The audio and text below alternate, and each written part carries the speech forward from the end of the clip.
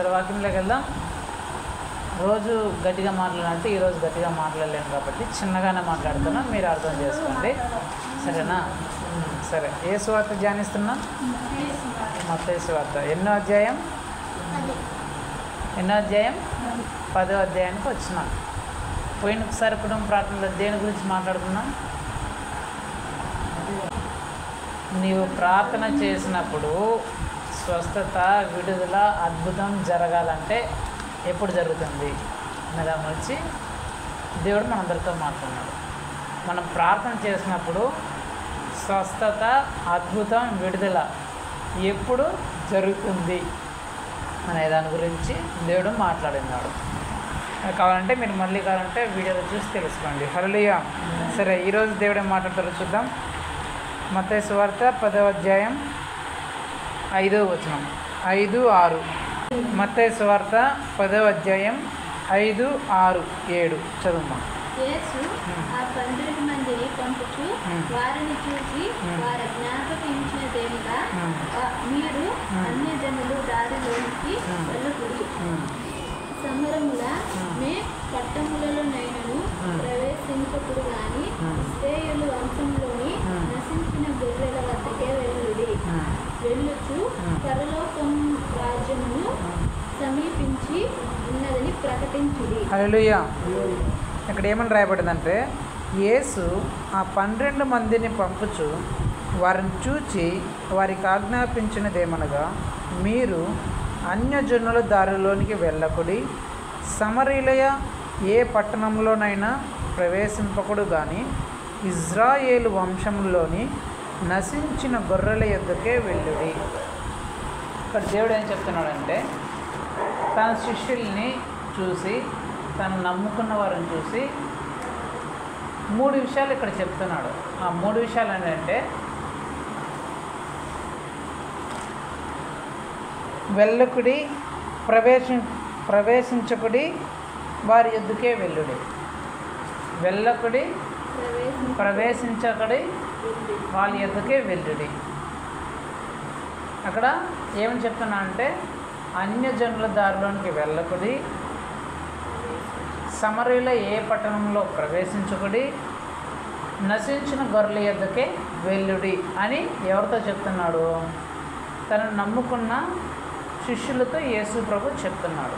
ఈరోజు దేవుడు మనందరితో మాట్లాడబోతున్న అంశం ఏంటంటే, మనం ఎవరి దారిలోకి వెళ్ళకూడదు, ఎవరి దగ్గర మనం, ఎవరి గుంపులో మనం కలవకూడదు, అయితే మనం ఎక్కడికి వెళ్ళాలా, ఏం చేయాలా అనేది యేసు ప్రభు ఈరోజు మనందరితో మాట్లాడుతున్నాడు.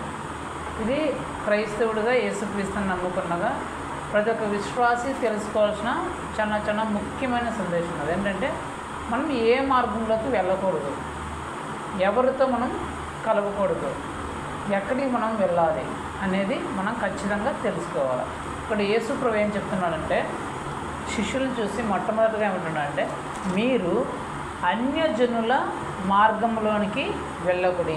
అదేనంది అక్కడ 10వ అధ్యాయంలో అన్యజనుల దారిలోనికి వెళ్ళకుడి అంటే ఏంటి? అన్యజనుల దారిలోకి వెళ్ళడం అంటే ఏంటి?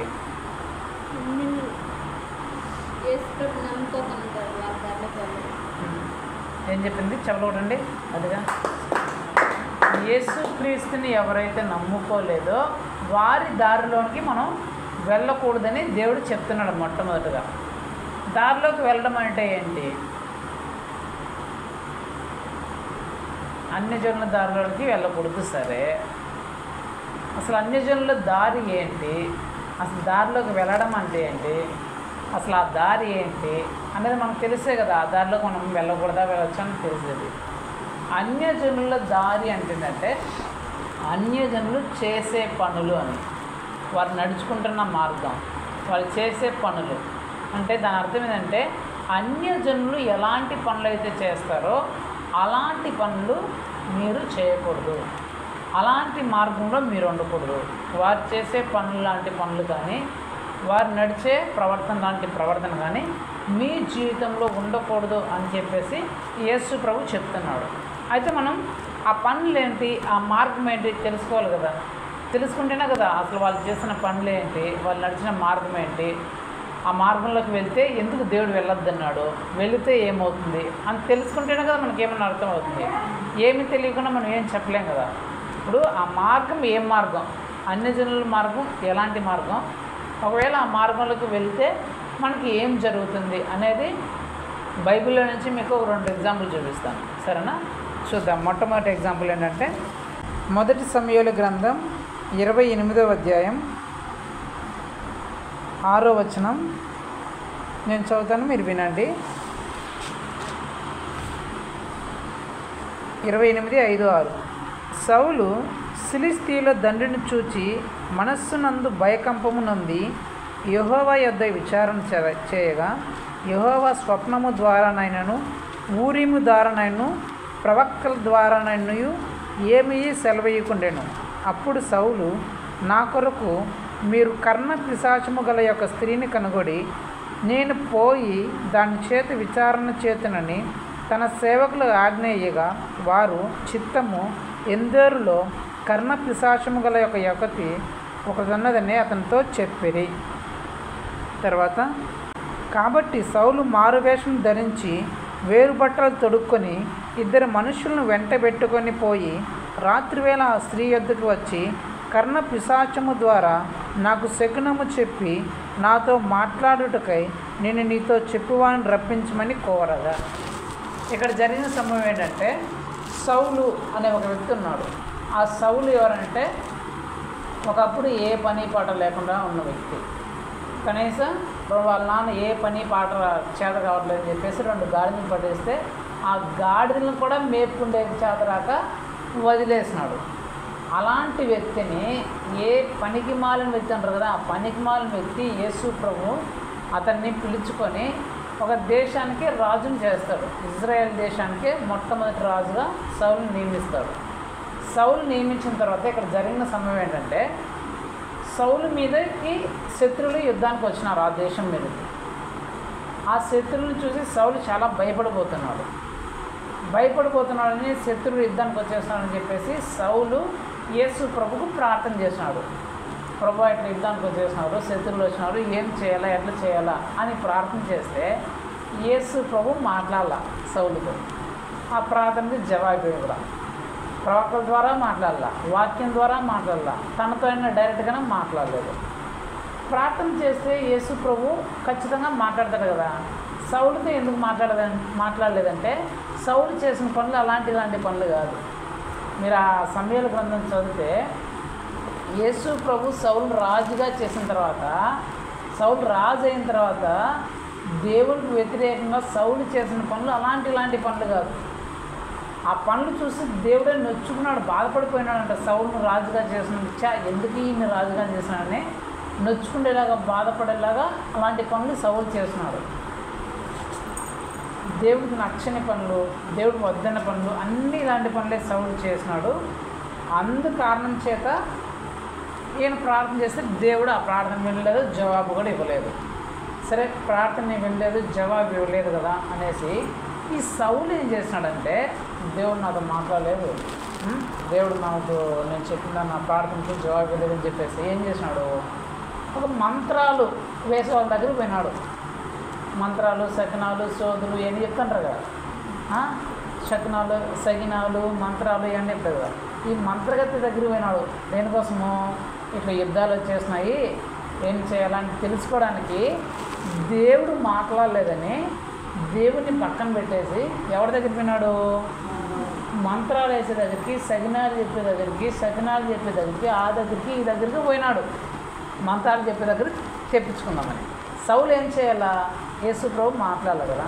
ప్రార్థన చేసినప్పుడు యేసు ప్రభు మాట్లాడినప్పుడు ఇది నేను చేయాలా, అయ్యా ప్రభు నాకు తప్పు అయిపోయిందయ్యా, నీకు నచ్చిన మార్గంలో నేను దొరుకుతున్నానయ్యా, నన్ను మన్నించయ్యా, నువ్వు లేకపోతే నాకు ఇంకెవరున్నారయ్యా, నువ్వు కాకపోతే ఇంకెవరు చూస్తారయ్యా, నువ్వేం మాట్లాడకపోతే నాకు దిక్కేదేసయ్యా, నిన్నే కదా నేను నమ్ముకున్నాను, అది ఏదో తెలియక చేసానేసయ్యా, అలాంటి తప్పులు చేసినాను, క్షమించు వేసయ్యా అని కన్నీటితో ప్రార్థన చేస్తుంటే యేసు ప్రభు కరిగిపోయి మాట్లాడింటాడు. ఈ సౌలు ఆ పని చేయకుండా, ప్రార్థన చేయకుండా యేసు ప్రభు నాతో మాట్లాడలేదు అని చెప్పేసి వెంటనే ఎవరి దగ్గర విన్నాడు, ఈ మంత్రాలు తంత్రాలు శకునాలు సగినాలు ఈ చేతబళ్ళు అవి ఇవి చేస్తారు కదా, తాయెత్తులు ఈతులు కొడతారు కదా, వీళ్ళ దగ్గర విన్నాడు. అడిగిపోతే ఏం జరిగింది, అడిగి అమ్మ నువ్వు మంత్రం వేసి మాకు ఇట్లా శత్రువులు వచ్చినారు, ఎవరు రప్పించి చెప్పే మా శత్రువుల చేతిలో ఏమవుతాడో ఏమో అని నాకు శగ్నం చూసి చెప్పు, నాకు మంత్రం వేసి చెప్పు, నాకు తాయెత్తులు కట్టి చెప్పు అంటే ఆమె ఏం చెప్పింది, అట్లా కాదయ్యా, ఒక సేవకుడు ఉన్నాడు సమూయేలు అనే సేవకుడు, ఆయన రప్పిస్తా, ఆ పాస్టర్ నేను రప్పిస్తా, ఆ పాస్టర్ ఏం చెప్తారో నువ్వు తెలుసుకో అని చెప్తాడు. సమూయేలు పాస్టర్ వచ్చి ఏం చెప్తారంటే అక్కడ రాయబడి ఉంది, చూడండి చదువుతాను అప్పుడు ఏముందంటే 28. అందుకు సమూయేలు, యెహోవా నిన్ను ఎడబాసి నీకు పగవాడు కాగా నన్ను అడుగుట వలన ప్రయోజనమేమి? యెహోవా తన మాట తన పక్షముగానే నెరవేర్చున్నాడు. నా ద్వారా ఆయన సెలవిచ్చినట్టు నీ చేతి నుండి రాజ్యమును తీసివేసి నీ పొరుగువాడైన దావీదుకు దాన్ని ఇచ్చున్నాడు. హల్లెలూయా. అక్కడ ఉంది మళ్ళీ 18. యెహోవా ఆజ్ఞకు నువ్వు లోబడక అమాలేకీయుల విషయంలో ఆయన తీక్షమైన కోపం నెరవేర్చకపోయిన దాన్ని బట్టి యెహోవా నీకు ఈవేళ ఈ ప్రకారం చేయుచున్నాడు. ఇక్కడ ఏం చెప్తున్నాడంటే, ఆ పాస్టర్ ఏం చెప్తున్నాడంటే వచ్చి, దేవుడే నీకు శత్రువు అయితే నువ్వు నా దగ్గరికి వచ్చి ఏం లాభం? మనుషులకి ఎవరన్నా శత్రువులు అయితే కాపాడడానికి దేవుడి దగ్గరికి పోవచ్చు. ప్రభా ఈ మనుషులు శత్రువులు అయిపోయినారు ప్రభా, నువ్వు కాపాడే అంటే మనం వెళ్ళి దేవుడితో బ్రతిమలాడుకొని ఏదో దేవుడు ఆ శత్రువుల నుంచి కాపాడతాడు. కానీ ఇప్పుడు నీకు శత్రువు అయింది ఎవరు? దేవుడే శత్రువు అయినాడు. ఎందుకు? దేవుణ్ణి ఆశ్రయించకుండా కష్టకాలంలో ఆ బాధ కలిగిన సమయంలో దేవుణ్ణి ఆశ్రయించకుండా ఎవరిని ఆశ్రయించాడు? దేవుణ్ణి విడిచిపెట్టేసి పక్కన పెట్టేసి మంత్రాలు బాగు చేస్తాయి, తంత్రాలు బాగు చేస్తాయి, తాయెత్తులు బాగు చేస్తాయి, సజ్ఞాలు బాగు చేస్తాయి, సజ్ఞాలు బాగు చేస్తాయి అని చెప్పేసి ఎవరి దగ్గర విన్నాడు? యేసుక్రీస్తుని నమ్ముకున్న బిడ్డ సౌలు, యేసుక్రీస్తుని నమ్ముకున్న బిడ్డ అన్యజనులు వెళ్ళే మార్గంలోకి పోయినాడు. యేసుక్రీస్తుని పక్కన పెట్టి, యేసుక్రీస్తు మార్గం పక్కన పెట్టి అన్యజనులు చేసే పనుల జోలికి ఇతను పోయినాడు. వెంటనే ఏమైంది? యేసు ప్రభు సమూయేలు పాస్టర్ దాకా చెప్తున్నాడు, నువ్వు వాళ్ళని ఆశ్రయించినావు కాబట్టి నేనే నీకు శత్రువు అయినా. ఫిలిస్తీన్లు కాదు. ఒకవేళ ఫిలిస్తీన్ల శత్రువులు అంటే నేను కావాలంటే నేను ఫిలిస్తీన్ల చేతుల నుంచి కాపాడంట. కానీ ఇప్పుడు శత్రువు ఎవరు? నేనే నీకు శత్రువు. ఎందుకు? నన్ను కాదు నువ్వు పోయినావు కదా, నన్ను కాదని నువ్వు పోయినావు. ముందే నేను చెప్పిన మాట వినకుండా నీ ఇష్ట ప్రకారం చేసినావు సరే, వాళ్ళు ప్రార్థన చేస్తే నేను క్షమించేవాడిని. నువ్వు ప్రార్థన చేయకుండా కన్నీటి పశ్చాత్తాపడకుండా నేను మాట్లాడేదని చెప్పేసి ఇప్పుడు ఈ మంత్రాల దగ్గరికి తంత్రాల దగ్గరికి పోయినావు. కాబట్టి ఇప్పుడు నేనేమైపోయినా శత్రువునైనా. కాబట్టి ఏం చేస్తున్నా, నీ రాజ్యాన్ని నీ చేతిలో ఉండకుండా తీసేసి నా హృదయానుసారంగా నడుచుకునే, నా మాట అనుసారంగా నడుచుకునే దావీదుకి నేను దాన్ని ఇస్తున్నానని చెప్పేసి దేవుడు చెప్పినాడంట. దాని తర్వాత జరిగిన సంభవాలు చూస్తే యుద్ధం జరుగుతుంది, ఫిలిస్తీన్లతో యుద్ధం జరుగుతుంది. ఆ యుద్ధంలో సౌలు తల నరకబడుతుంది. తల నరకబడి అతను మొండెము గోడకేసి గుచ్చబడుతుంది. చాలా దారుణాధారమైన చావు, చనిపోతాడు. అన్యజనుల దారిలోనికి ఈ యేసుక్రీస్తుని నమ్ముకున్న వ్యక్తి అన్యజనుల దారిలోనికి వెళ్ళడం వల్ల జరిగింది అక్కడ ఏంటి? దేవుడే శత్రువు అయిపోయినాడు.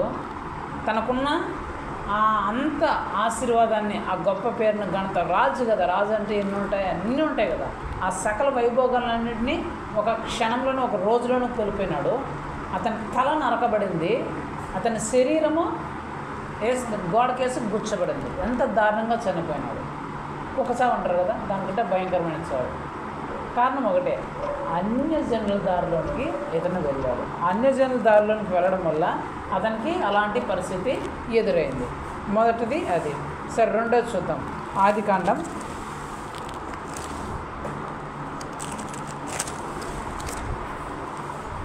34వ అధ్యాయం 1వ వచనం 2వ వచనం నేను చదువుతా వినండి.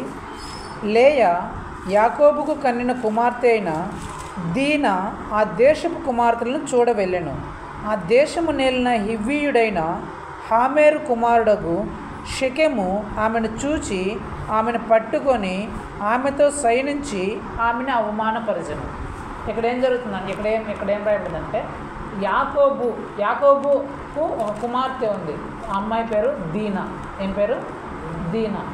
యాకోబు అంటే యేసుక్రీస్తుని నమ్ముకున్న వ్యక్తి, క్రిస్టియన్ అనుకోండి. ఈ యాకోబుకు 12 మంది కుమారులు, ఒక కుమార్తె. యాకోబు ఒక వేరే ఊరికి వెళ్తాడు. కుమారులందరినీ తీసుకొని, తన బిడ్డల్ని, భార్యలను అంతా తీసుకొని వేరే ఊరికి వెళ్తాడు.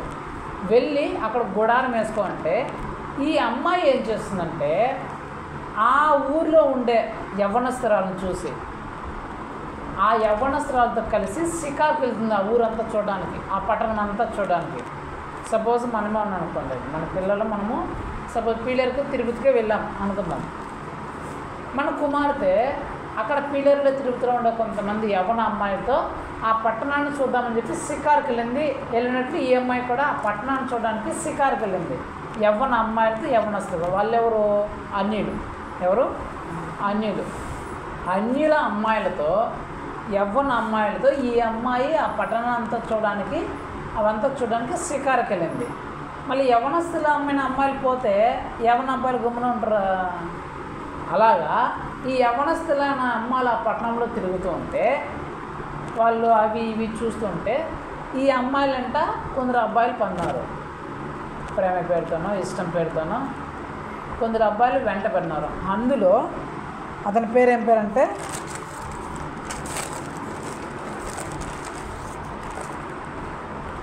అతని పేరు షెకెము. అతని పేరు ఏం పేరు? షెకెము. ఈ షెకెము అనే ఒక అన్యుడు ఈ అమ్మాయిని చూశాడు. యేసుప్రభుని నమ్ముకున్న ఈ అమ్మాయిని, ఎవరిని? దీనా అనే అమ్మాయిని చూసినాడు.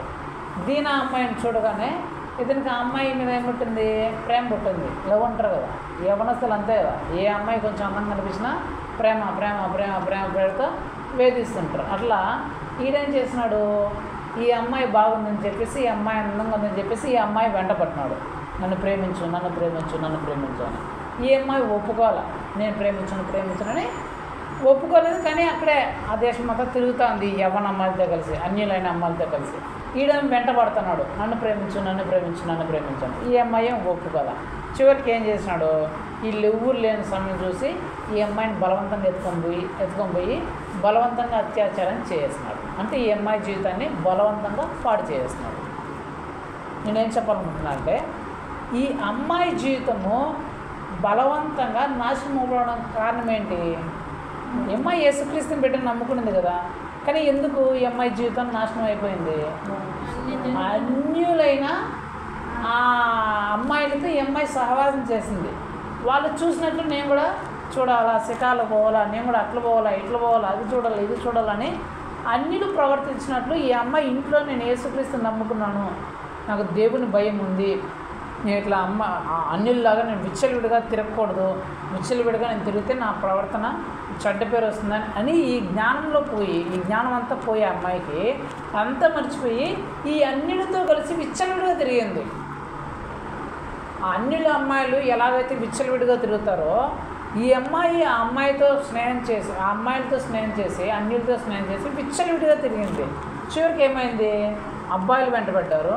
అబ్బాయిలు వెంటబడి ఈ అమ్మాయిని ప్రేమ పేరుతో వేధించి, ఈ అమ్మాయి ప్రేమ పేరుతో వేధించడం వల్ల ఏమో ఒప్పుకోలేదని చెప్పేసి బలవంతంగా ఈ అమ్మాయిని అత్యాచారం చేసి ఆ అమ్మాయి జీవితాన్ని పాడు చేస్తున్నారు. చాలామంది యవ్వనస్తులు మనం వింటూ ఉంటాం పేపర్లో, టీవీల్లో, యాసిడ్ పోయేసినారు, కొత్తతో గందు పోయేసినారు, ఇంకా వాళ్ళని చంపేసినారు, పొడి చేసినారు. కారణం ఏంటి? విచ్చలవిడితనం ఎప్పుడైతే మనలో ఉంటుందో, అన్నిలాగా మనం ఇలా ఎప్పుడైతే విచ్చలవిడితనంగా మనం ప్రవర్తిస్తామో అప్పుడు మన జీవితము బలవంతంగా నశించిపోతుంది. సో ఈ అమ్మాయి చేసిన తప్పు ఏంటంటే అన్యుల మార్గంలోకి ప్రవేశించింది. ఎప్పుడైతే అన్యుల మార్గంలో ప్రవేశించిందో ఆమె జీవితము చాలా చాలా చాలా దారుణమైన పరిస్థితిని ఎదుర్కొంది. 2 ఎగ్జాంపుల్ మీకు చెప్పాను. సౌలేమో యేసుక్రీస్తుని నమ్ముకున్నవాడే, యేసుక్రీస్తుని విశ్వసించిన వాడే, కానీ శత్రువులు వచ్చినప్పుడు, కష్టం వచ్చినప్పుడు ప్రార్థన చేయగా దేవుడు సమాధానం ఇవ్వలేదని చెప్పి పశ్చాత్తప్పుడు దేవుని బ్రతిమలాడుకోవడం పోయి, దేవుడు లేకపోతే పోయినాలే, నాకు ఇంకా మంత్రాలు తంత్రాలు ఉన్నారు, వాళ్ళు చెప్పినారు, ఆ బాబా దగ్గర పోతే, ఆ మంత్రగాడి దగ్గరికి పోతే ఆ సజ్ఞం చెప్పించుకుంటే ఈ తాయితీ కట్టించుకుంటే బాగా అయిపోతుంది, అదే అయిపోతుంది, ఇదే అయిపోతుంది అని చెప్పేసి దేవుని విడిచిపెట్టేసి ఆ మంత్రాలు తంత్రాలను ఆశ్రయించి దేవుడినే శత్రుగా మార్చుకున్నాడు. తనకున్న సకల వైభోగాలన్నింటినీ ఒక్క రోజులోనే పోగొట్టుకున్నాడు. తన జీవితము ఒక్క దెబ్బతోనే చంపబడింది, శత్రువుల చేతిలో చంపబడ్డాడు. తన మొండెము వేసి గోడకేసి బిగించబడింది, దారుణమైన స్థితిలో చంపబడ్డాడు. ఈ అమ్మాయి నేను యేసుక్రీస్తుని నమ్ముకున్నాను కదా, నేను విచ్చలవిడిగా అన్యుడు ప్రవర్తించకూడదు, విచ్చలవిడితనం నాలో ఉండకూడదు, విచ్చలవిడిగా నేను తిరగకూడదు అనే ఆ జ్ఞానం కోల్పోయి ఆ స్త్రీలతో, ఆ యవ్వన అమ్మాయిలతో కలిసి విచ్చలవిడిగా తిరగడం వల్ల అక్కడున్న అబ్బాయి చేతుల్లో పడిపోయి తన జీవితాన్ని బలవంతంగా చెడు చేసుకోవడం జరిగింది. అంటే ఏంటి, అన్యుల దారిలో ప్రవేశిస్తే మన జీవితం ఎంత భయంకరంగా ఉంటుందో మనం గమనించాలి. అన్యుల దారి అంటే అన్యులు చేసే పనులు, అలాంటి పనుల్లో మనం కూడా అలాగా మనం వెళ్తే మన బ్రతుకులు కూడా అలాగ అయిపోతాయి. ఒక అబ్బాయికి నేను చెప్పాను, బాగా మంచి విశ్వాసం, మీకు ఎగ్జాంపుల్ చెప్తాను, మీకు అర్థమవుతుంది.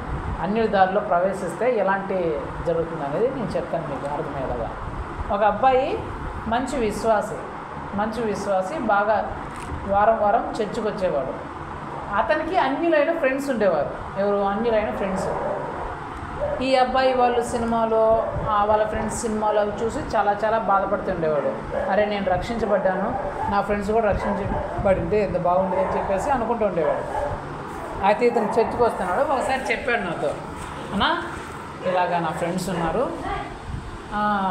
వాళ్ళు కూడా చర్చికి వస్తే ఎంత బాగుంటుంది, వాళ్ళు నేను చర్చికి తీసుకురావాలనుకుంటున్నా, కానీ వాళ్ళు అన్యులు కాబట్టి వాళ్ళకి చెప్పాలా, ఏదో ఒకటి చెప్పి వాళ్ళు చర్చికి తీసుకొస్తానా అని చెప్పినాడు నాతో. నేనేమని చెప్పినానంటే, సరే నువ్వు మంచిదే, నువ్వు అన్యులైన వాళ్ళని చర్చికి తీసుకెళ్ళాలనుకున్నావు, కానీ జాగ్రత్త, వాళ్ళు చేసే పనుల్లో నువ్వు కానీ పాల్పడేయాలనుకుంటే నీ విశ్వాసం కూడా పోతుంది, జాగ్రత్తగా ఉండు అని చెప్పినాను.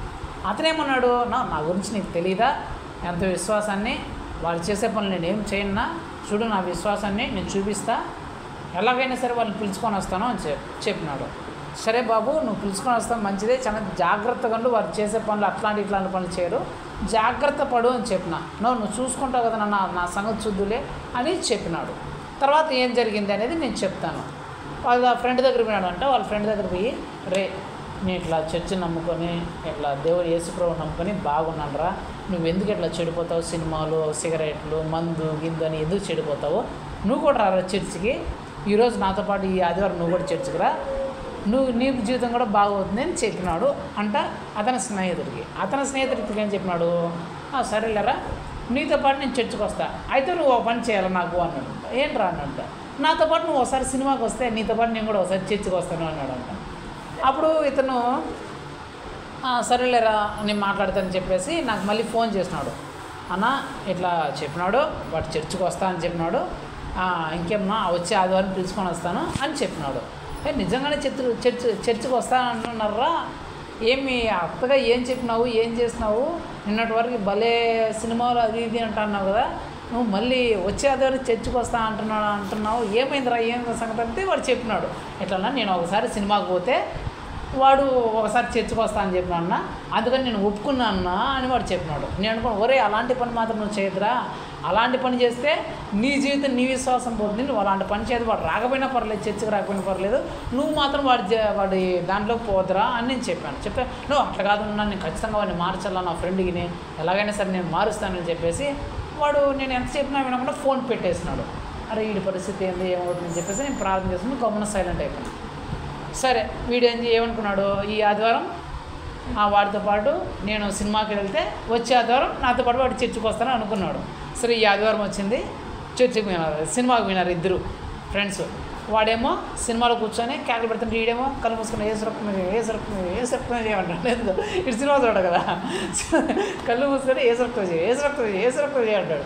సినిమా ఏమైనా చిన్నగా వస్తుంటుందా, సౌండ్లు డిటిఎస్ సౌండ్లు, ఫైట్లో ఎన్ని వచ్చినప్పుడు వీడు ఏ సరక్తం చేయ వీడు గట్టిగా ఏ సరక్తం చేయవు, నేను చూడండి ఏ సరక్తం చేయమంటా అంటాడు వీడు. వాడు వాళ్ళ ఫ్రెండ్ చూర కళ్ళు తెరి చూర్రా ఫైట్లు చూర్రా అది చూర్రా ఇది చూర్రా, రే పాటలు చూర్రా అది చూర్రా, వాళ్ళ వాళ్ళు బైక్ రేసింగ్ చూడరా, హీరోయిన్ చూడరా, ఏం పోతానంటే వీడు ఏసు రక్తం అనుకుంటాడు, కూర్చున్నాడు వీడు థియేటర్లో. సరే ఆ రోజు ఆదివారం అట్లా గడిచిపోయింది, సినిమా అయిపోయింది, వచ్చేసినారు. మరుసటి ఆదివారం మళ్ళీ వచ్చింది.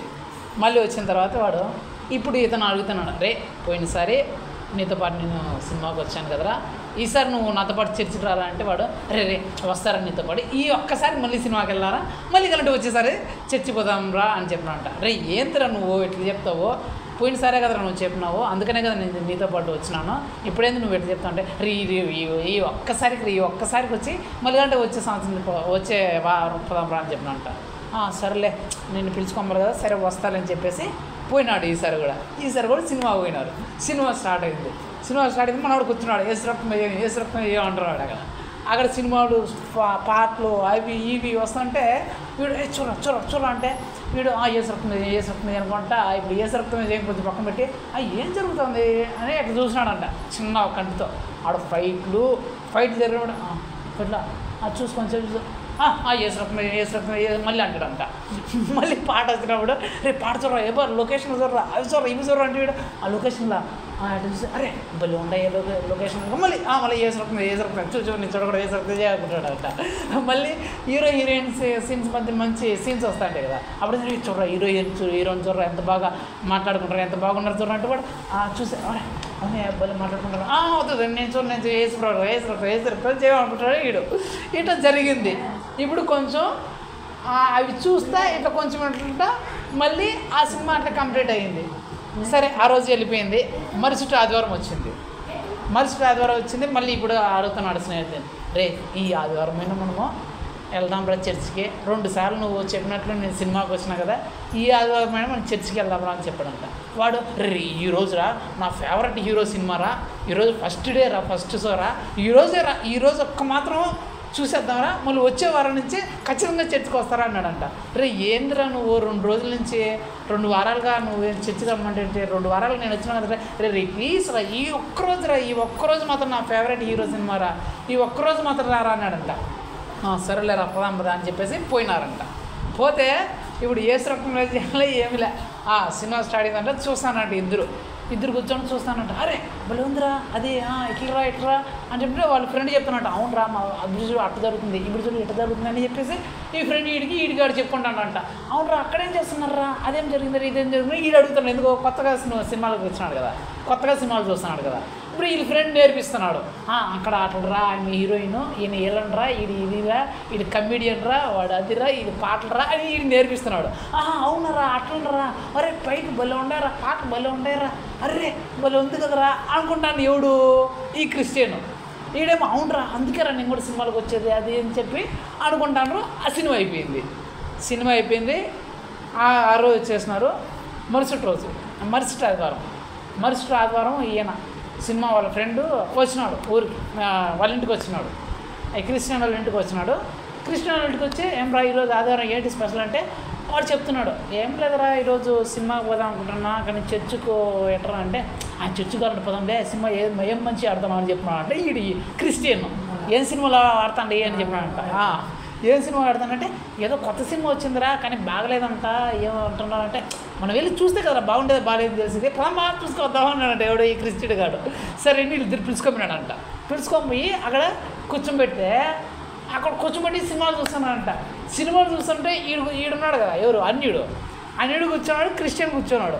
ఈ సినిమాలు చూస్తా ఈడేం చెప్తున్నాడు, రే ఏతరాడు డైరెక్టర్ అది ఆ సినిమా పెట్టినాడు, ఇది ఎట్లా పెట్టకూడదురా, ఇది ఎట్లా పెట్టాలని ఎవడు చెప్తున్నాడు, క్రిస్టియన్ చెప్తున్నాడు ఎవరికి అన్నిటికి. ఈ సీన్ ఎక్కడ పెట్టకూడదురా, ఆ సీన్ పెట్టాలా, ఇక్కడ ఇట్లా చేస్తుంటే డైరెక్టరు బాగుండేది రా సీను, ఎట్టెందుకు చేయనాడు డైరెక్టరు అని ఎవడు చెప్తున్నాడు, క్రిస్టియన్ ఎవడు చెప్తున్నాడు, అన్నిటి చెప్తున్నాడు. అన్నిడు అవునరా కరెక్టేరా నువ్వు చెప్పింది, అవును రే నిజమేరా, అవును ఈ సీన్ ఎక్కడ పెట్టింటే బాగుండేది అని అన్నిటి చెప్తున్నాడు. అంటే ఈ సినిమాలోకి మొత్తంలోకి ఎవడు వచ్చాడు, ఇప్పుడు క్రిస్టియన్ వచ్చేసినాడు.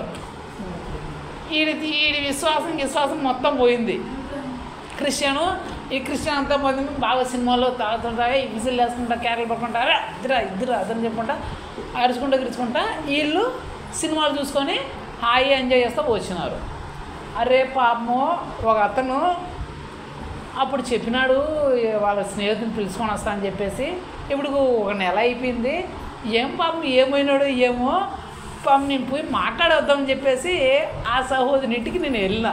ఆ సహోదరి ఇంటికి వెళ్తే వాడు ఇయర్ ఫోన్స్లో పాట పెట్టుకొని ఏంది సినిమా పాట పెట్టుకుని డిక్కు ఎగురుతున్నాడు. సినిమా పాట పెట్టుకొని ఎగురుతాడు. నాకు డౌట్ వచ్చింది, ఈడెవడు ఈడే మన బిలీవరేనా లేకపోతే ఇంకెవడు ఎవరైనా ఇంటికి వచ్చినాడా నాకు డౌట్. ఎందుకు మన బిలీవర్ అయితే అంటే సినిమా పాట పెట్టుకొని ఎగరగాడా. నేను వచ్చింది తీసుకున్న కళ్ళు మూసుకున్నాడు, అవి హెడ్సెట్ పెట్టుకున్నాడు, బయటకు వినిపిస్తాను నాకు పాటలు అయ్యి. ఎందుకు ఎక్కువ సౌండ్ పెట్టుకున్నాడు, ఎగురుతాను చిక్కున్నాడు, నేను ఎగురుతాడు కళ్ళు మూసుకొని. నేను ఇంటికి వచ్చినాడా లేకపోతే ఎవరో ఇంటికి వచ్చినాడో డౌట్ వేసి మళ్ళీ లేదు ఈడే ఇక్కడ చెప్పేసి అడిగిపోయినాడు. పోయి అదో బ్రదరు అని చెప్తాడు. బ్రదర్ ఉండు ఉండు అంటాడు, ఎగురుతా లగ్ను వాడిని బ్రదరు అంటాడు. ఉండు మంచి పాట వస్తుంది అంటాడు వాడు కళ్ళు పూసుకొని. అలాగే బ్రదరు అంటే మళ్ళీ ఉండు మంచి మంచి ఊపి ఉన్నాడు వాడు, ఎగురుతా కూర్చున్నాడు. నేను రే అన్నా మళ్ళీ గట్టిగా ఎవరు నువ్వు అని చూస్తే నేను అన్నా నువ్వు ఉన్నావు అని చెప్పేసి ఫోన్ ఆపి పక్క పెట్టాడు. ఏం చేస్తారా ఏం చేస్తుంది అన్న అది పార్ట్నర్ అన్నమాట, ఏం పార్ట్నర్ రా అని చెప్పిన. అది సినిమా పార్టీలో నాన్న అని చెప్పినాను. ఎరా నువ్వు 4 వారాల నుంచి చర్చికి రారా. అయ్యో మనం బిలీవుడు చర్చికి రాలేదు, ఏమైనా అనారోగ్యం వచ్చిందేమో, ఏమైనా వ్యాధి వచ్చిందేమో, రోగం వచ్చిందేమో, రాలేకపోయినాడేమో అని చెప్పేసి నేను నీ కోసం వస్తే నువ్వు ఏడు మాత్రం సినిమా పాటలు పెట్టుకొని ఎగురుతాను, డిక్చిక్ అని ఎగురుతానురా. అవును రే, నీకు సినిమాలు చూసే అలవాటు లేదు కదా, ఎప్పుడు నువ్వు సినిమాలు చూడవు కదా, నీకు సినిమాలు చూసే అలవాటు ఎందుకు వచ్చింది, ఎందుకు ఎట్లా ఎగురుతున్నావు, నీ పరిస్థితి ఏమైందిరా అని అడిగితే అప్పుడు చెప్పినాడు ఈ స్టోరీ అంతా. వాడు ఎట్లా జరిగింది అప్పుడు వాడిని కొంచెం పెట్టి వాడిని తిట్టి వాడిని గద్దించి ఏమనుకుంటున్నారా నరకంలోకి పోవాలనుకుంటున్నారా అని వాడిని సరిదిద్ది తప్పు తెలుసుకో, జాగ్రత్త, అన్నిలు ప్రవర్తించామనుకో నీ పరిస్థితి నీ స్థితి ఎట్లాగో మారిపోతుంది, జాగ్రత్తగా ఉండు. అవన్నీ విడిచిపెట్టి మళ్ళీ దేవుని దగ్గరికి వచ్చి పశ్చాత్తాపడి దేవుని దగ్గర నీ పాపములు ఒప్పుకో, దేవుడు క్షమిస్తాడు. లేదంటే నీ జీవితము ఎంత నీచానికి జారిపోతుందో అంత నీచమైన బతుల్లోకి వెళ్ళిపోతావు, జాగ్రత్త అని చెప్పేసి హెచ్చరిక చేసి వాడి కోసం ప్రార్థన చేసి వాడిని వచ్చే వారం మళ్ళీ ఆదివారం చర్చి కూర్చుకోవచ్చి మళ్ళీ చర్చిలో కూర్చోబెట్టి మళ్ళీ విశ్వాసంలోకి నడిపించి ఆ అన్నిల జోలికి పోకుండా, ఆ సినిమా జోలికి పోకుండా వాడిని మళ్ళీ ఆ చర్చిలో కూర్చోబెట్టడానికి నాకు తల అంతా ఎక్కడికో వచ్చి ఏమో అయిపోయింది. చూడు చిన్నది ఏంది వాడు చేసిన అన్నిల మార్గంలోకి వెళ్ళిపోయినాడు వాడు. వద్దురా అంటే నేను పొడి చేస్తా చింపేస్తా అని చెప్పేసి అన్నిల మార్గంలోకి పోయి వాడి విశ్వాసాన్ని కోల్పోయినాడు, వాడి పరిశుద్ధతను పోగొట్టుకున్నాడు, డించుకుని ఎగురుతున్నాడు కూర్చొని.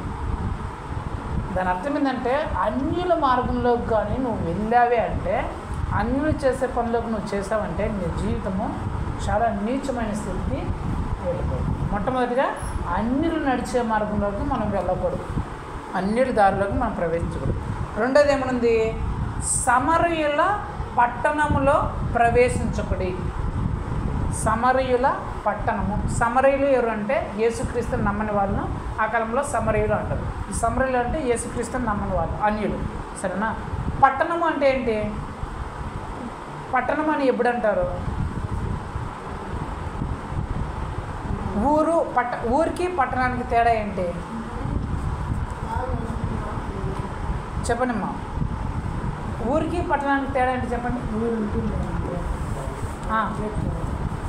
చెప్పండి ఏంటి.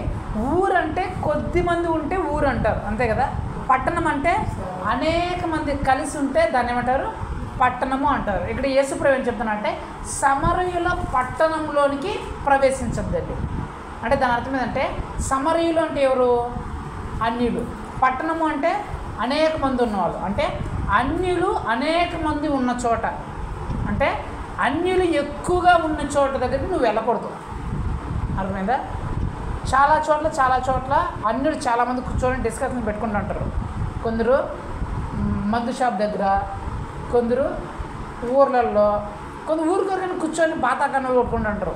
మనకు ఓన్లు ఉంటాయి, ఓన్ల దగ్గర, బార్ షాపుల దగ్గర, లేకపోతే బస్ స్టాప్ల దగ్గర, ఊర్లలో అక్కడక్కడ బళ్ళ దగ్గర, స్కూల్ దగ్గర, రచ్చబండ్ల దగ్గర చాలామంది కూర్చోంటారు కదా. అలాంటి అన్యులు చాలామంది కూర్చోని చోటుకి నువ్వు ప్రవేశించకూడదంట, నువ్వు వెళ్ళకూడదంట. అంటే అన్యులు ఎక్కువగా ఉన్న చోటికి నువ్వు వెళ్ళకూడదు. ఫస్ట్ ఏం చెప్పినాం, అన్యుల దారిలోకి నువ్వు ప్రవేశించకూడదు. అంటే ఒక్కొక్కరు దాన్ని ఒకరు లేదా ఇద్దరు అన్యులున్నా వాళ్ళు చేసే పనులకు నువ్వు చేయకూడదు, వాళ్ళు చేసే పనులు నువ్వు చేయకూడదు. ఎక్కడేదంటే ఎక్కువ మంది సమూహం, ఎక్కువ మంది కలిసి ఉన్న చోట, అన్యులు ఎక్కువ మంది కలిసి ఉన్న చోటకి నువ్వు అస్సలు వెళ్ళకూడదు. వెళితే ఏం జరుగుతుంది? అన్యులు చేసే పనులు, ఎక్కువ మంది అన్యులు ఒక చోట కూడినప్పుడు వాళ్ళు దేని గురించి మాట్లాడుకుంటారు? రకరకాలు మాట్లాడుకుంటారు. అన్యాయాలు చేసేదాని గురించి, చెడు చేసేదాని గురించి, మోసం చేసేదాని గురించి, కుట్ర చేసేదాని గురించి, చెడు పనులు చేయడం గురించి, మందు తాగడం గురించి, సిగరెట్లు తాగడం గురించి, వ్యభిచారాల గురించి, ఆడవాళ్ళ మొగలు పడేయడం గురించి, అక్రమ సంబంధాల గురించి, వీటి గురించే మాట్లాడుకుంటారు కదా అన్యులు. ఇలాగా వాళ్ళు మాట్లాడుకుంటే చోట్లకి, అలాగా అన్యులు గుంపుడు గుడిన చోటికి నువ్వు ప్రవేశించొద్దు, నువ్వు అస్సలు ఆ చోటికి నువ్వు వెళ్ళొద్దు. అంటే దాని అర్థం ఏంటంటే అన్యులు ఎక్కువ మంది నీకు ఎక్కడ కనిపిస్తే నువ్వు ఆ చోటికి అస్సలు వెళ్ళొద్దు, నువ్వు డైరెక్షన్ మార్చుకొని వచ్చేయి. ఎక్కడైతే అన్యులు గుంపులుగా ఉంటారో, ఎక్కడైతే అన్యులు ఎక్కువ మంది ఒక చోట ఉంటారో ఆ చోటకు నువ్వు ఎట్టి పరిస్థితుల్లో నువ్వు వెళ్ళొద్దు. నువ్వు ఆ చోటుని కానీ చూస్తే, వాళ్ళు ఎక్కువ మంది ఉండేది చూస్తే, బాతాకాన్ని కూర్చొని ఏదైనా మాట్లాడుకుంటేది, లేకపోతే నిలబడుకుని ఏదైనా మాట్లాడుకుంటేది నువ్వు చూస్తే ఎట్టి పరిస్థితులను వారి దగ్గరికి నువ్వు పోవద్దు. పోతే ఏం జరుగుతుంది? పోతే ఏం జరుగుతుందో 2 ఎగ్జాంపుల్స్ చూద్దాం బైబిల్లో. పోతే ఏం జరుగుతుందో 2 ఎగ్జాంపుల్ చేసి మనం ముగించేద్దాం, సరేనా?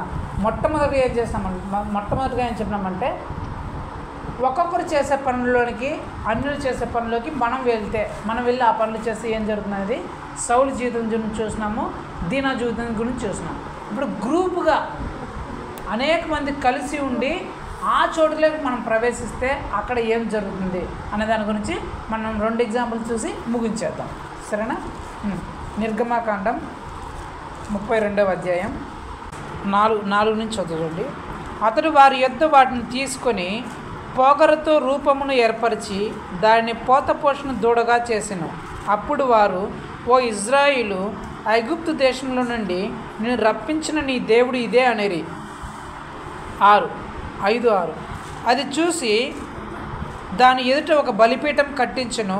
మరియు అహరోను రేపు యెహోవాకు పండుగ జరుగునని చాటింపగా మరునాడు వారు ఉదయం లేచి దహన బలులను సమాధాన బలులను అర్పించిరి. అప్పుడు జనులు తినుటకును త్రాగుటకును కూర్చుండుటకును ఆడుటకును లేచిరి. ఇప్పుడు 23 వారు మాకు ముందర 19 నుంచి చదువుతానండి. 19 నుంచి అతడు పాలెంకు సమీపింపగా ఆ దూడను వారి నాట్యమాటను చూచెను. అందుకు మోసే కోపం మండెను. తర్వాత ఇప్పుడు 22 అహరోను, నా ఏలినవాడ, నీ కోపం మండనీయకము. ఈ ప్రజలు దుర్మార్గుల మాట నీ వెరుగుదువు. వారు మాకు ముందర నడుచుటకు ఒక దేవతను చేయుము. ఐగుప్తులో నుండి మమ్మల్ని రప్పించిన వాడగు ఆ మోషే ఏమాయనో మాకు తెలియదనిది. అందుకు నేను, ఎవరి యొద్ద బంగారం ఉన్నదో వారు దాన్ని ఊడదీసి తెండని చెప్పితిని. నేను దానిలో అగ్నిలో వేయగా ఈ దూడ యాయను. ప్రజలు విచ్చలివిడిగా తిరుగుట మోసే చూచెను. వారి విరోధులలో వారికి ఎగతాళి కలుగుతున్నట్లు అహరోను విచ్చలివిడిగా తిరుగుటకు వారిని విడిచిపెట్టి ఉండెను. 26 అందుకు మోషే పాలెం యొక్క ద్వారము నిలిచి, యెహోవా పక్షమునున్న వారందరూ నా యొద్దకు రండి అనగా లేవీయులందరూ అతని యొద్దకు కూడి వచ్చిరి.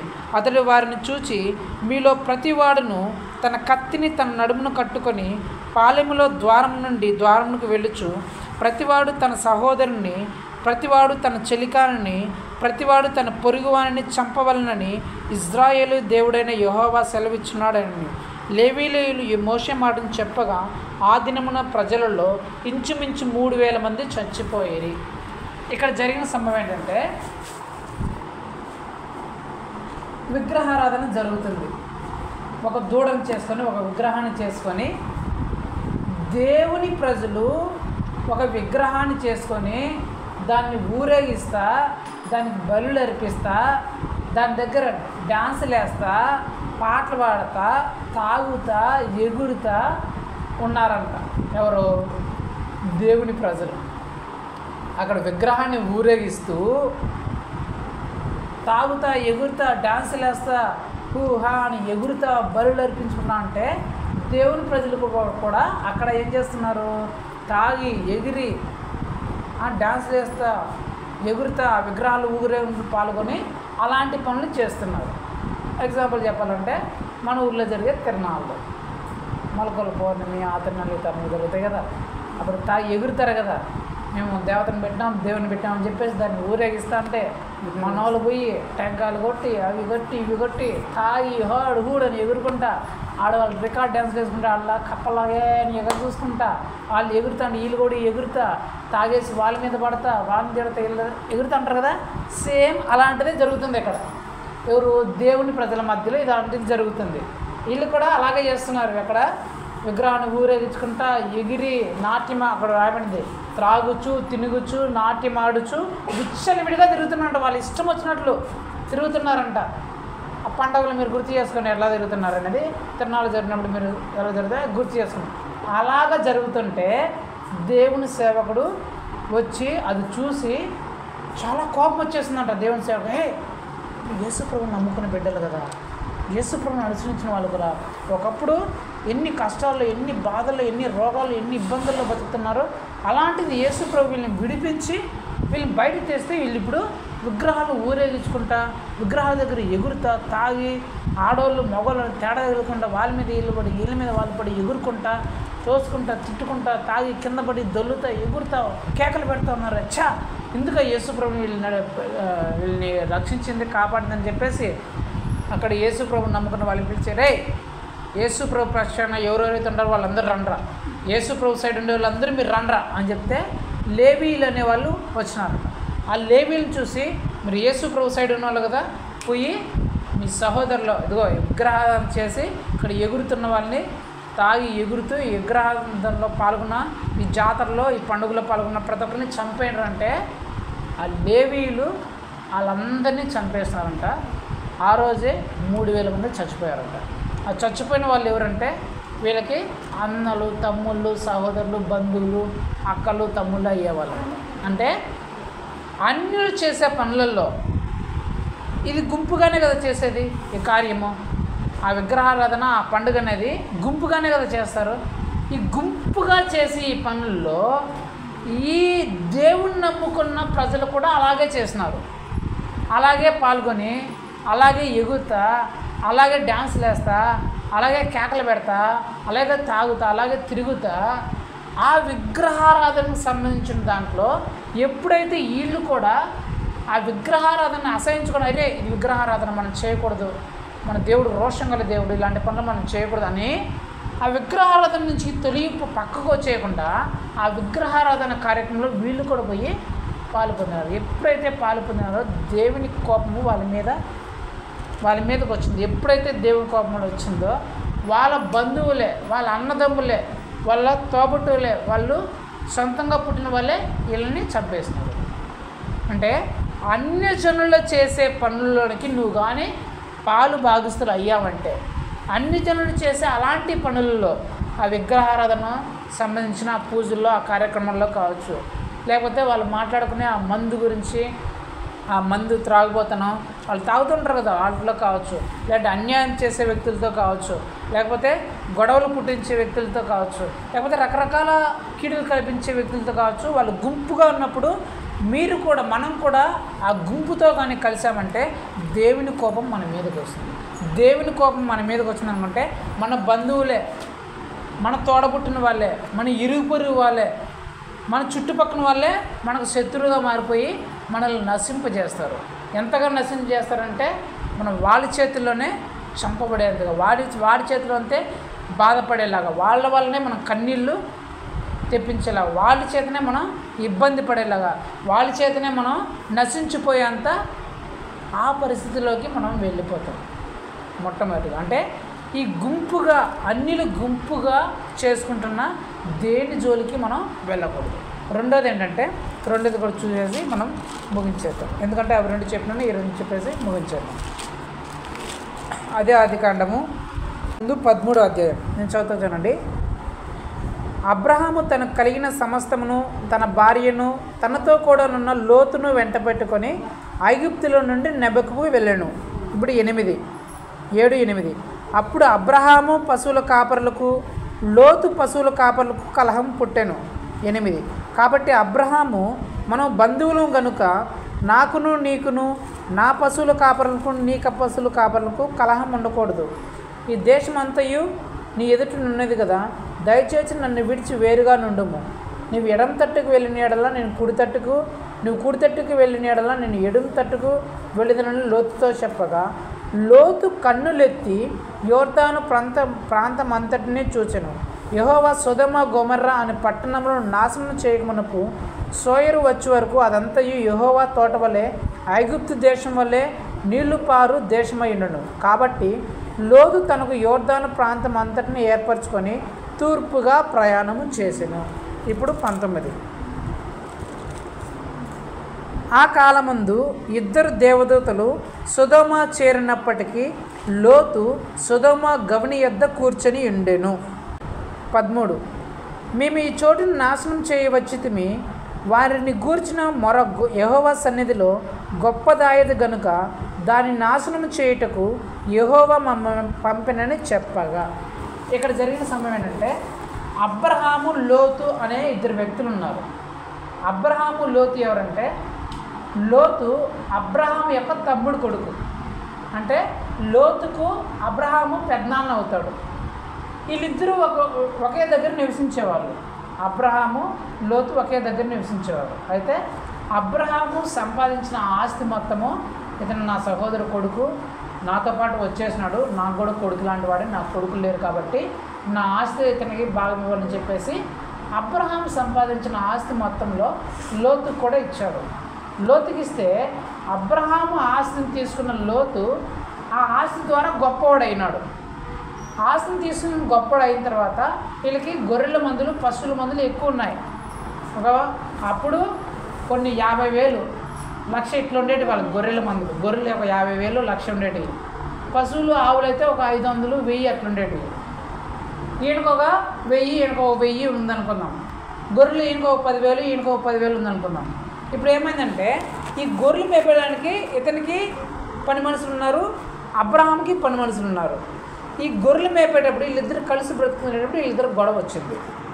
ఎవరికి? ఆ గొర్రెలు మేపే వాళ్ళకి గొడవ వస్తే ఈ అబ్రహాం లోతుని పిలిచి, అరే ఈ పని మనుషులు వీళ్ళు మనల్ని గొడవ పడుతున్నారు, వీళ్ళ వల్ల మనకెక్కడ, మనం ఇద్దరం బంధువులు కదా, నువ్వు నా కొడుకు వరుస అవుతావు, వీళ్ళు గొడవ వల్ల మనకెట్లా ఇబ్బంది వస్తుందేమో, కాబట్టి మన ఇద్దరం వేరుగా ఉందాము, నువ్వు ఏదైనా చోటుకి వెళ్ళు, నువ్వు ఈ వైపు వెళ్తే నేను ఈ వైపు వెళ్తా, లేదా నువ్వు ఈ వైపు వెళ్తే నేను ఆ వైపు వెళ్తా అని చెప్తాడు.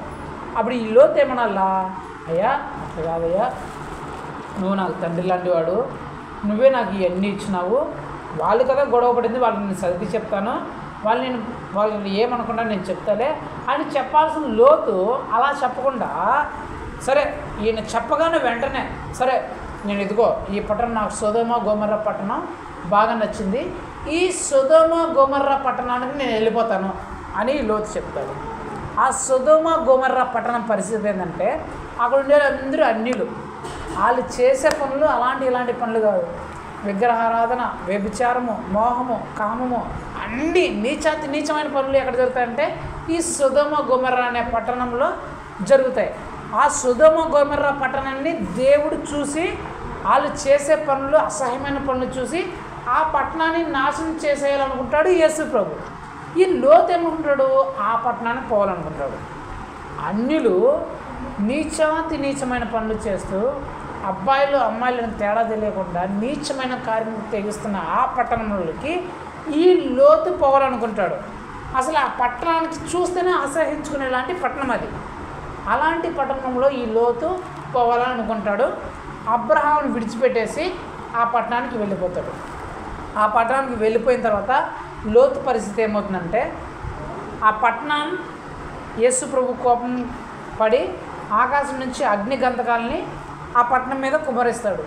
కానీ ఇతను అబ్రహాము సహోదరుడు కుమారుడు అని చెప్పేసి అబ్రహాము యేసు ప్రభుని నమ్ముకున్నాడని అబ్రహాన్ని బట్టి ఈ లోతుని కాపాడాలనుకుంటాడు.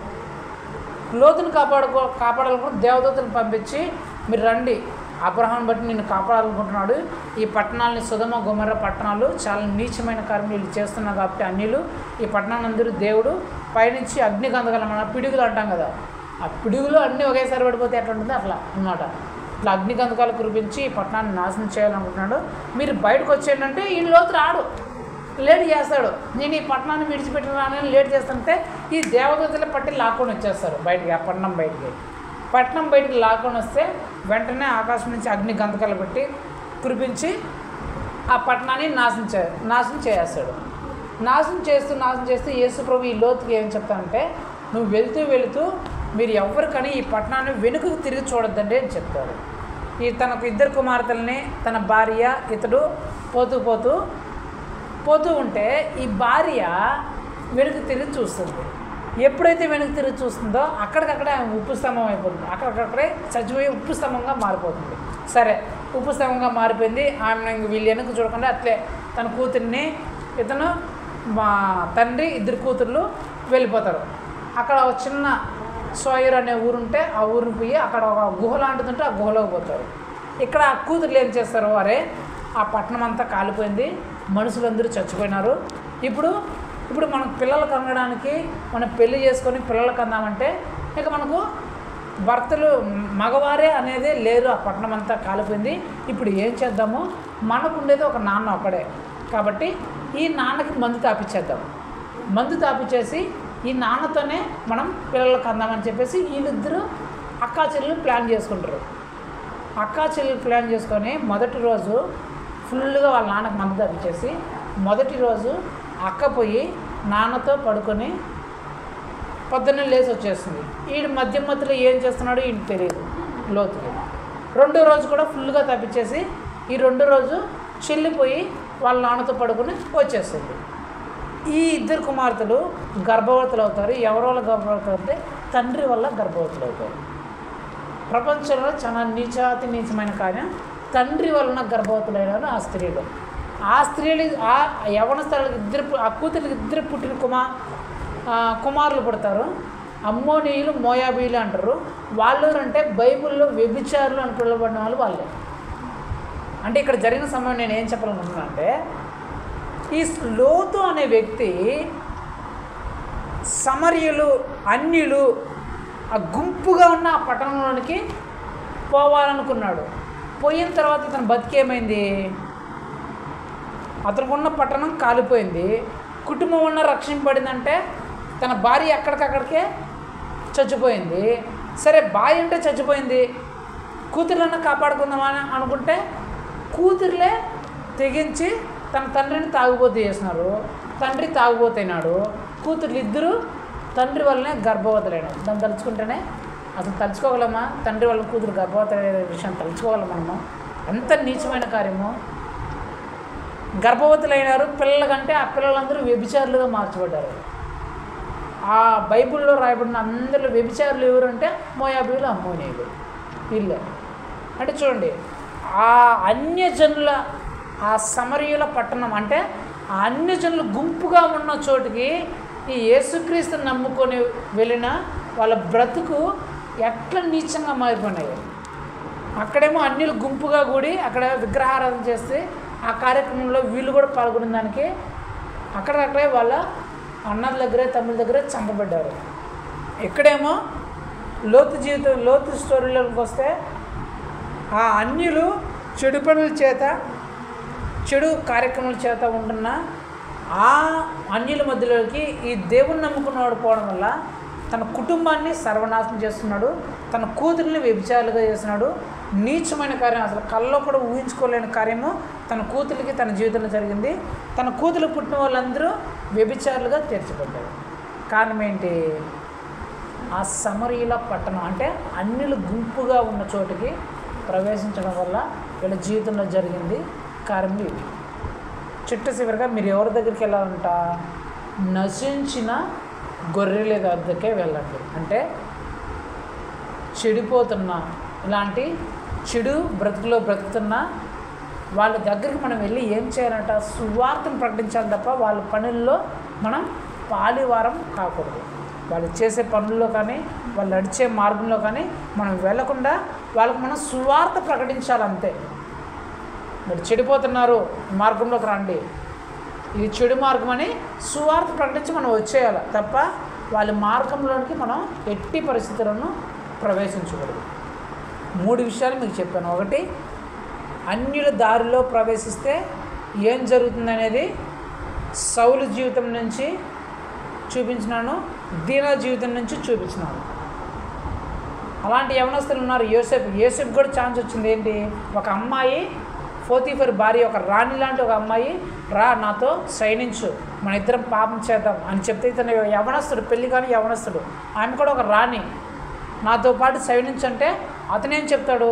అతనికి ఛాన్స్ ఉంది, అవకాశం ఉంది అనుకుంటే ఆ అమ్మాయితో వ్యభిచారం చేయొచ్చు, ఆ అమ్మాయితో పాపం చేయొచ్చు. కానీ అతనేం చెప్తాడంటే యోసేపు అనేది, నో, నేను దేవునికి భయపడేవాడును, నేను యేసు ప్రభుకు భయపడేవాడును, ఇలాంటి పని నేను చేయను, ఇలాంటి పాపం నేను చేయను అని చెప్పేసి ఆ అమ్మాయి చేతిలో నుంచి తప్పించుకొని పారిపోతాడంట. ఇక్కడేమో దీనా ఏమో విచ్చలవిడిగా తిరిగి తన జీవితాన్ని బలవంతంగా నాశనం చేసుకునింది. ఇక్కడ యోసేపు ఏమో ఆ ఛాన్స్ ఉన్న, ఆ పాపం చేసే అవకాశం ఉన్నా సరే, నేను యేసుక్రీస్తు బిడ్డని, నేను యేసుక్రీస్తుని నమ్ముకున్నాను, నేను నా దేవునికి భయపడతాను, నా దేవుడు ఇలాంటి పనులు చేయదని చెప్పినాడని ఆ అమ్మాయి దగ్గర నుంచి తప్పించుకొని పారిపోయినాడు. తప్పించుకొని పోకుండా విచ్చలవిడిగా తిరిగిన దీనా ఏమో బలవంతంగా పట్టబడి చెరపబడింది తన జీవితాన్ని. తప్పించుకొని, ఆ పాపం చేయకుండా తప్పించుకొని పారిపోయిన ఆ యోసేపు ఆ దేశాన్ని ఏలే ప్రధానమంత్రి అయినాడు. 3 రాజులు చచ్చిపోయినాడు, యోసేపు మాత్రము 3 రాజుల దగ్గర ప్రధానమంత్రిగా చేస్తున్నాడు. అలాగే ఈ సౌలు విగ్రహాల జోలికి పోయి, దేవుణ్ణి విడిచిపెట్టి ఆ సగనాలను విగ్రహాల జోలికి పోయి తన జీవితం మీదకి నాశనం తెచ్చుకున్నాడు. దానియేలు, షద్రక్, మేషక్, అబేద్నెగో అనే వాళ్ళు ఉన్నారు. వాళ్ళు మద్యం తాగండి, మీరు మందు తాగండి అంటే మేము యేసు ప్రభుని నమ్ముకున్న వాళ్ళం, మేము అసలు మద్యం దొరికిపోము అని చెప్పినారంటే ఈ 4. తర్వాత ఆ దానియేలు, షద్రక్, మేషక్, అబేద్నెగోని చూసి మీరు ఈ విగ్రహాన్ని మీరు పూజించానంటే మేము చావడైనా చస్తాం కానీ విగ్రహాలని మేము పూజించాం, అగ్నిగుండంలో పడి కాలిపోవడానికన్నా మేము సిద్ధమే కానీ మేము ఈ విగ్రహారాధన జోలికి పోము అని చెప్పినారంట. ఈ సౌలేమో విగ్రహాల జోలికి పోయి తన జీవితాన్ని నాశనం చేసుకుంటే, ఈ షద్రక్, దానియేలు, మేషక్, అబేద్నెగోలు ఆ విగ్రహారాధన మేము చావునైనా చేస్తాం అగ్నిగుండంలో పడి కానీ విగ్రహారాధన జోలికి పోమని చెప్పినందుకు వాళ్ళు ఆ దేశాన్ని వెళ్ళే ప్రధానమంత్రులు అయిపోయినారు, ఆ దేశాన్ని పరిపాలించే రాజులు అయిపోయినారు. ఈ లోతు ఆ అన్నిలో ఉన్న పట్టణంలో ప్రవేశించి తన కుటుంబాన్ని, తన పిల్లల జీవితాలని నాశనం చేశాడు. ఈ దానియేలు ఆ మద్యం జోలికి పోకుండా ఆ దేశానికే రాజులుగా మార్చబడ్డారు. ఈ ఇజ్రాయేలీ ప్రజలు విగ్రహారాధన చేసి తమ సొంత ప్రజల చేత చంపబడ్డారు.